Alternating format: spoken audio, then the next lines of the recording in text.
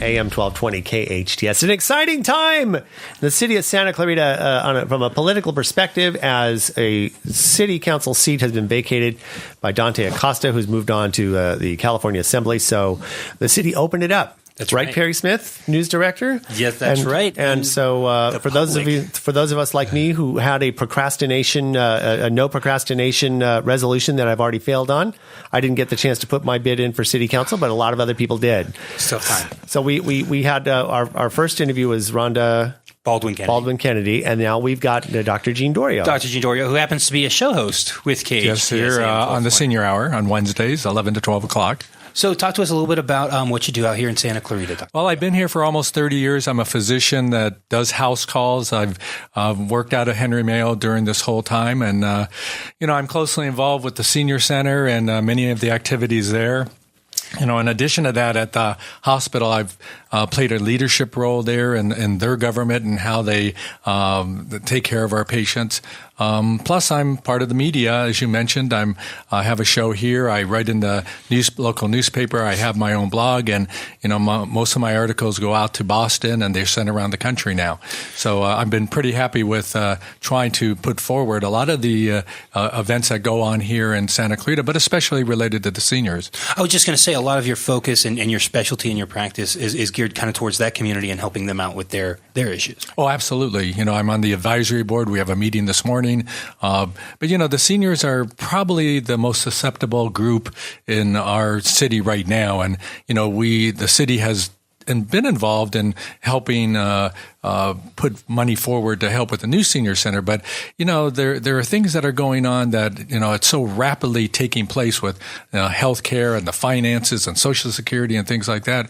We have to be involved too. Some of the areas, of course, city government can't do anything about. But we can, at a low level, still maintain and elevate seniors so they don't become homeless, which I think is a great fear for a lot of the people in this community.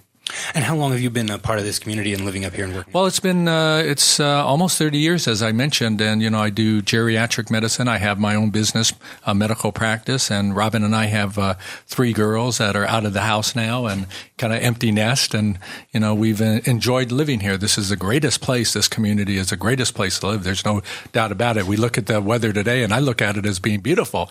We're getting rain, the drought, and whatever drought is going to be left. We got, do need that. 5 feet of snow up in up in the Sierras, so maybe we'll have solved that problem without the city getting involved. Can you talk to me a little bit about what you do at the Senior Center and with Henry Mayo? Well, the Senior Center, it's I go over and I lecture there, for one. Plus, I'm on the advisory council. And remember that the Senior Center needs money to try to build a new place for the seniors to go, and that's costly. And we always have nonprofits raising funds, and in this particular case, we're probably going to have to be focusing on that. But because they're focusing on that, some of the programs that they have there they're not going to be left by the wayside. But we, as the advisory council, have to continue to make sure that monies are coming into that arena as well. So my role there is to raise money to make sure that the programs that we have there are still worthy. Plus, at the hospital, for 5 years I was on the medical executive committee, and I was chairman of the Department of Medicine, and I chaired many of the committees over there.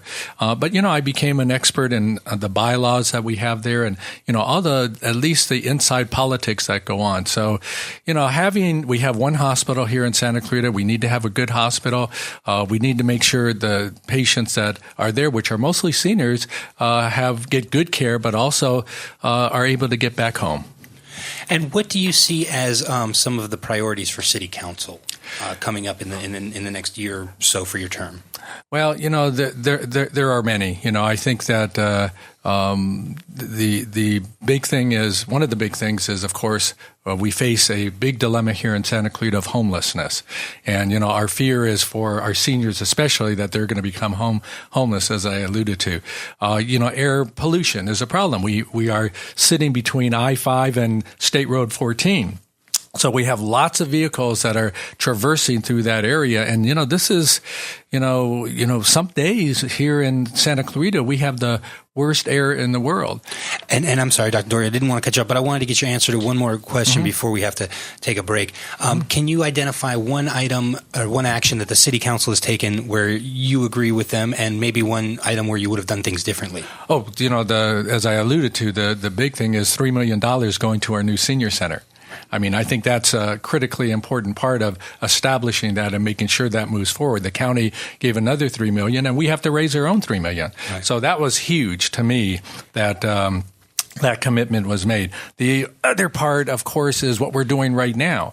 When you have a process that's set up to make sure that when you have somebody who has left city council and left a vacancy, you have to have now a process to fulfill that and not have 50 people go through it. But the thing is, think about this, 50 people, they're raising the bar of this community. That seat will have a person that's going to be up there and out there, because it's not a competition, but it is having people who are experienced in the community, putting it forward in an open, transparent way. That's the important part of this whole thing. So it's not a negative thing against the city, but processes need to be followed, and we need to make a process once this is all done so that it doesn't happen again. Awesome. Thank you, Dr. Dorio. I really appreciate you taking the time to come down here and talk to us a little bit about your application. Sure. My pleasure.